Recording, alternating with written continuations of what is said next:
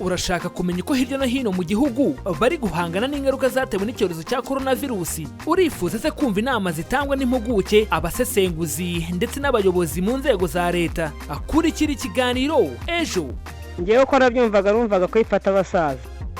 Ubu ndi gukora ariko nkagerageza no kwizigamira. Ndi kugerageza gukoresha umutwe wanjye uko bishoboye kose kugira ngo ndebe uko nabaho. Ganiriza umuryango wawe nibura rimwe ku munsi mu rugamba rwo gukumira icyorezo cya COVID-19. Iki kiganiro mugikurikira kuva kuwa mbere kugeza kuwa gatanu isaa 12 z'umugoroba kuri Radio Ishingiro ivugira ku 107.5, Radio Izuba ivugira ku 100 ndetse no kuri Radio Isangano ivugira kuri 89.4 FM. Iki kiganiro mugitegurirwa n'umuryango Ejo Youth Echo ku nkunga y'umuryango w'ubumwe bw'ibihugu by'Uburayi, hagamijwe kubaka ubushobozi bwo guhangana n'ingaruka zatewe na COVID-19 mu Rwanda.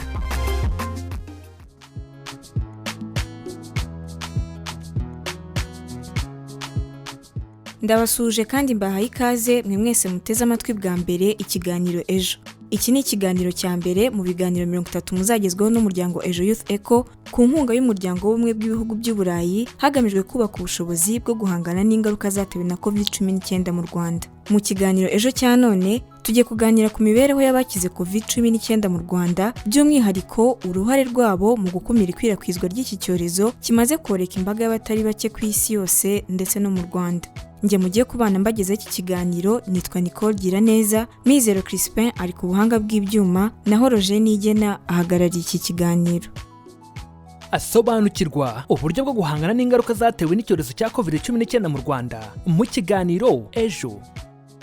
Kuba mu Rwanda bakira biyongera umunsi ku munsi, usanga hari ababyitwaza bakumva ko iki cyorezo cya COVID-19 kidafite ubukana, ahanini bashingiye ku makuru bavuga ko bumvanye abakize iki cyorezo.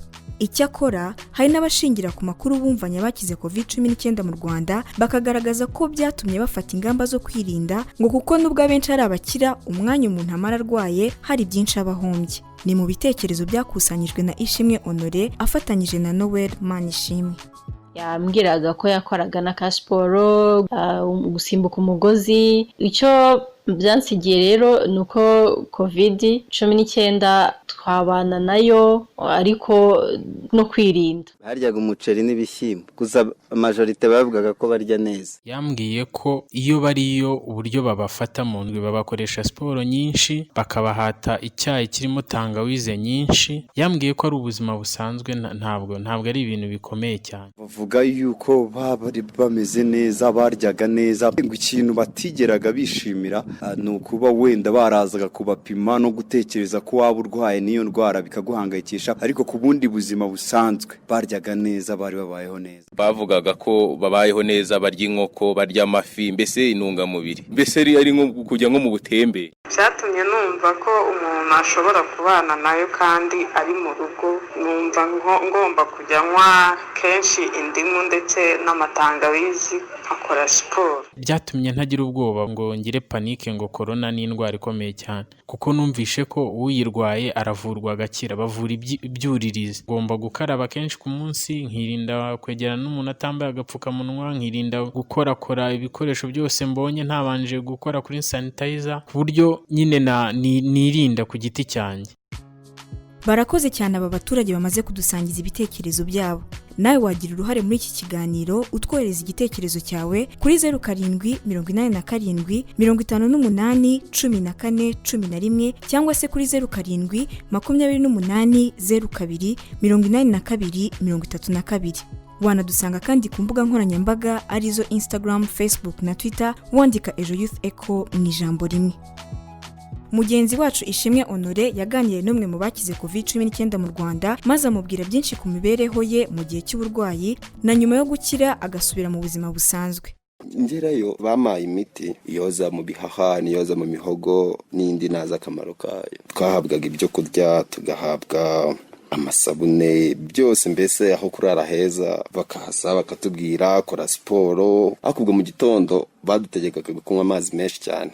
namazeyo iminsi igera muri 21. Umunsi ibipimo byanjye byiyongeye bambwiye turi guhangayika wigira ikibazo. Bashingiye kuri ubu buzima bita bwiza abari mu kato babagamo, avuga ko hari abamusabaga ko yavuga ko bahuye bityo nabo bakajyanwa mu kato. Bansabye abantu twabonanye nabo mu byumweru 3. Ndakubwiza ukuri nanjye arabamamagara gati tushyire ku liste twigendere. Ako nyine batazi ikizabikurikira nyuma. N'abari abo twabonye imbere ati twitwarire. Iyamuremye akomeza avuga ko agarutse mu muryango abo yasanze bagize urwikekwe kuri we, bamwe bakanamuhunga. Nyiva mu modoka icyanyeretse ko ibintu byahinduye imirishyo. Barambonye batabiruka ngo noneho ngo aragarutse ngo araje, bahise birukanka so kujya mu isoko kabana abantu bari kunoshana bari kongorerana. Gusa we ngo ntiyahwemye gukangurira abaturage kubahiriza inama bahabwa zikubiyemo amabwiriza yo guhangana na COVID19. Ubu ngubu nyine uwo bitari byabaho nago yakumva ubukana bwa kino cyorezo. Ngiye byabayeho ni ngiye ubizi. Icyo navuga no kukirinda bagakurikiza ari amabwiriza pe. Asobanukirwa uburyo bwo guhangana n'ingaruka zatewe n'icyorezo cya COVID19 mu Rwanda mu kiganiro ejo. Nawe wagira uruhare muri iki kiganiro utwohereza igitekerezo cyawe kuri 0787 58 14 11 cyangwa se kuri 07 28 02 82 32. Wanadusanga kandi ku mbuga nkoranyambaga arizo Instagram, Facebook na Twitter wandika Ejo Youth Echo mu ijambo rimwe.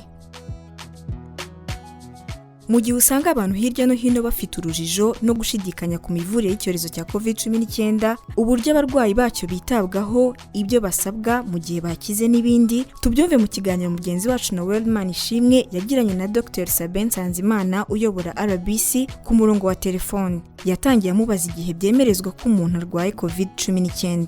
Ubundi habaho kwandura COVID, hakaba no kwirwara.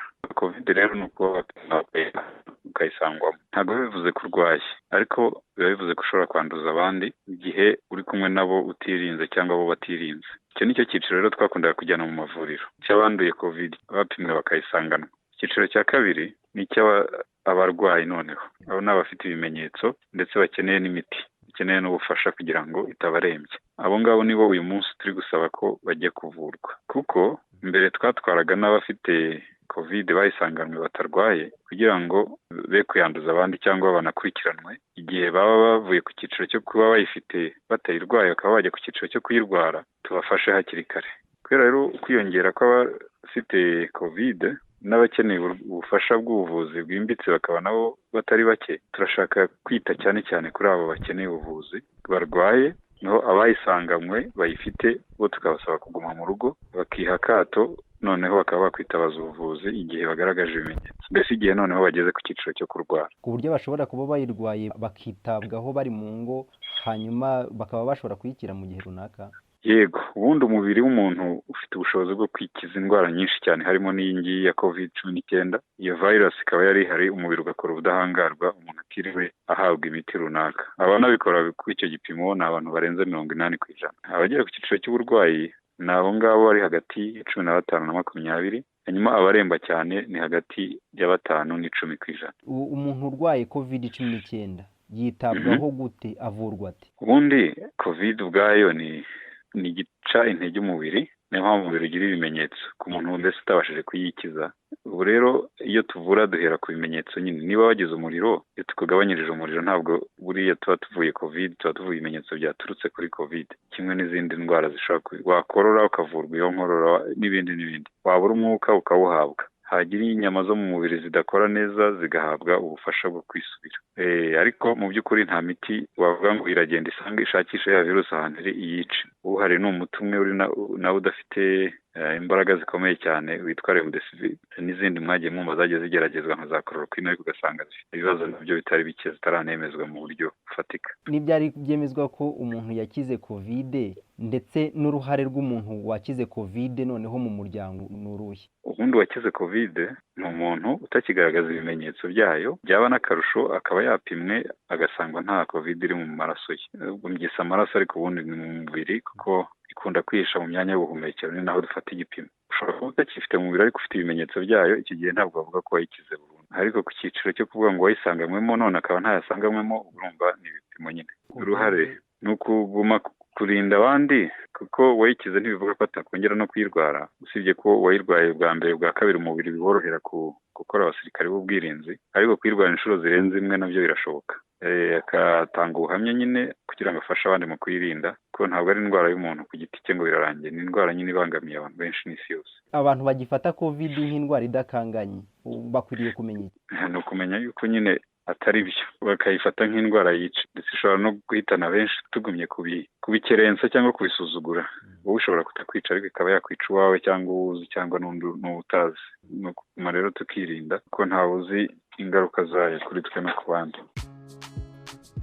Turamushimiye cyane Dr Sabin Nsanzimana umuyobozi mukuru w'ikigo cy'igihugu cy'ubuzima RBC. Reka noneho twumva agace ka mbere k'ikinamico Sigasira turagaruka tugana ku musozo w'iki kiganiro. Sigasira ni ikinamico igamije gusobanurira abanyarwanda icyorezo cya COVID-19 ndetse bakamenya uburyo bwo kuyirinda no kuyirwanya. Iyi kinamico muzajya muyikurikira muri iki kiganiro. Yumvira igice cya mbere cy'ikinamico Sigasira.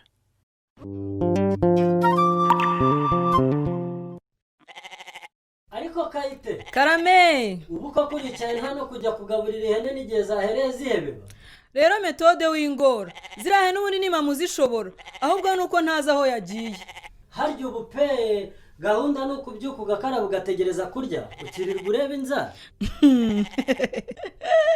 none se uragira ngo nanjye nze mbe umunyesibo nkawe harya babita abanyesibo cyangwa ni abayobozi b'isibo nibutse uburyo abaturage bendaga kukwirenza mu gihe cyaguma mu rugo. Wibinyibutsa Kayite imyumvire y'abaturage iransetsa uzi ko na n'ubu hari abanyishizemo ngo na bimwe ibyo kurya n'ibindi byangombwa nkenerwa leta yabageneye.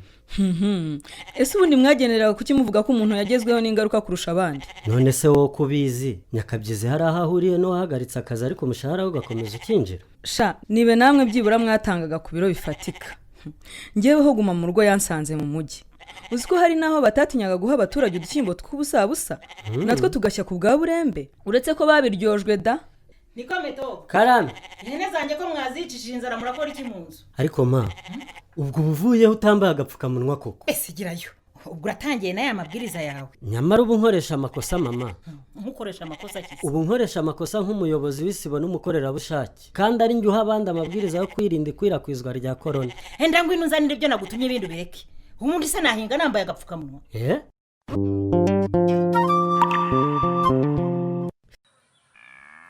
Se burya niwo mfitiye telefone fi? Yego papa. Ukinishakisha? Wanije se nakirebera video. Papa uzi ko harimo video nziza. Oya sha mpereze iyo telefone yo gukurikirana amasomo kuri radio dore amasaha arageze. None se papa? Ndakumva sha. Njyane radio mu cyumba nigane na Madudu ko watabasha kugenda. Genda wige wenyine sha Madudu atakurangaza. Ko nubundi sibyo yiga nta hazabikoresha. Fisi we ubwo uracyakora iki koko? Uracyakora iki ko amasomo yanyu yatangiye kuri radio? Uyoboye ko adindiye kubera corona? Ma waretse uyu munsi nakigana na Madudu. Cishwa hadore ko katumva. Madudu utavuga ntanagende urumva yakwigisha iki? Kandi uramenye zagiraho numva ko dufite undi mwana utari wowe nzakwicira. Cyase ngayo uhute vuba. Ariko ubundi uyu mwana umugaye yavutse ate koko?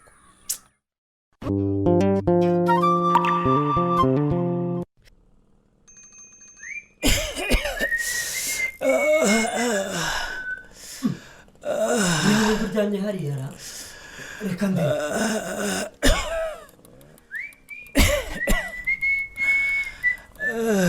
je baba we musi byakugendekeye bite kuryamye mu muhanda izisa? Meto ashaka amazi yo kunywa. Ndayakurahe muri izi nzira mw'abantu. Hanyuma se nku waje ryari ko mperuka muri corona ufata inzira ukajya iwanyu n'amaguru dore ko nta n'imodoka yagendaga. Ubwo nyiza ariko byananiye kugera iwanjye numva ari gupfa Meto. Yewe we mwarimu muzima koko akaryama mu muhanda? Yewe ubanza urembye mbabarira umbwire waguhohoteye ngo ufashe kugushakira ubutabera nku. Oya ntabo ndizize ahubwo babarira unjyane kwa muganga umfashe kubona ubuvuzi bw'ibanze unansabira imiti igabanya ubukana virusi itera sida uko maze igihe ntayifata. Sida none haba hivanzemo korona ugasanga uranyanduje nk'ubu ubabarira singa ukoraho pe.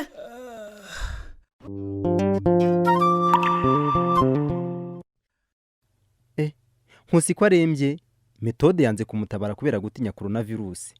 Dansira we gukaraba intoki ntabikozwa. Iherezo ni irihe? Naho ubutaha. Reka twese hamwe dusigasira amagara yacu.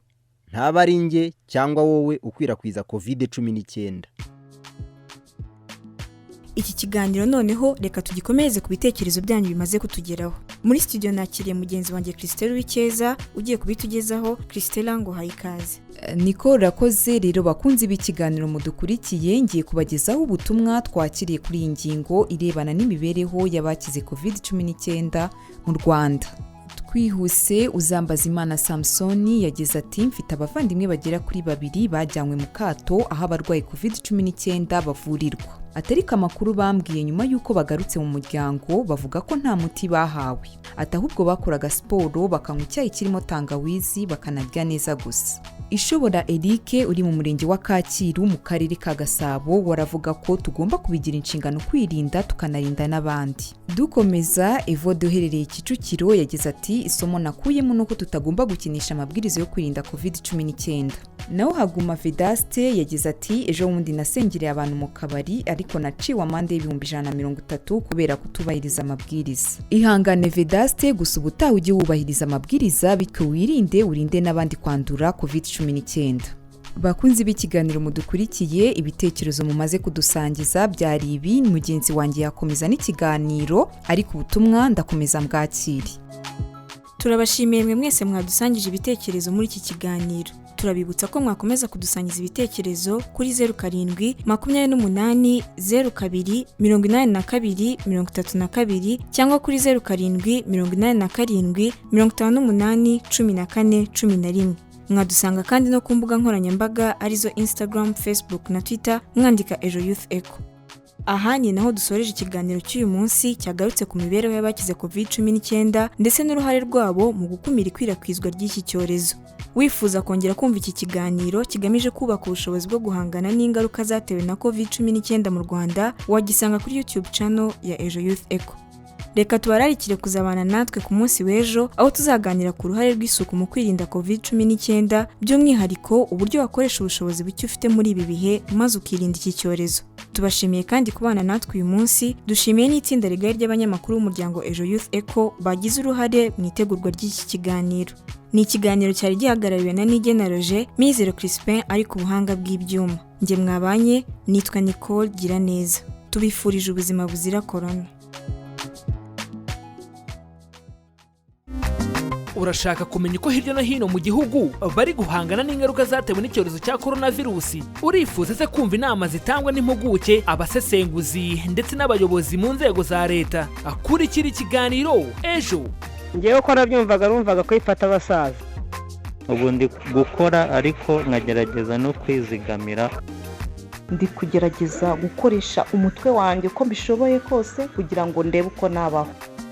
Ganiriza umuryango wawe nibura rimwe ku munsi mu rugamba rwo gukumira icyorezo cya COVID-19. Iki kiganiro mugikurikira kuva kuwa mbere kugeza kuwa gatanu isaa 12 z'umugoroba kuri Radio Ishingiro ivugira ku 107.5, Radio Izuba ivugira ku 100 ndetse no kuri Radio Isangano ivugira kuri 89.4 FM. Iki kiganiro mugitegurirwa n'umuryango Ejo Youth Echo ku nkunga y'umuryango w'ubumwe bw'ibihugu by'Uburayi hagamijwe kubaka ubushobozi bwo guhangana n'ingaruka zatewe na COVID-19 mu Rwanda.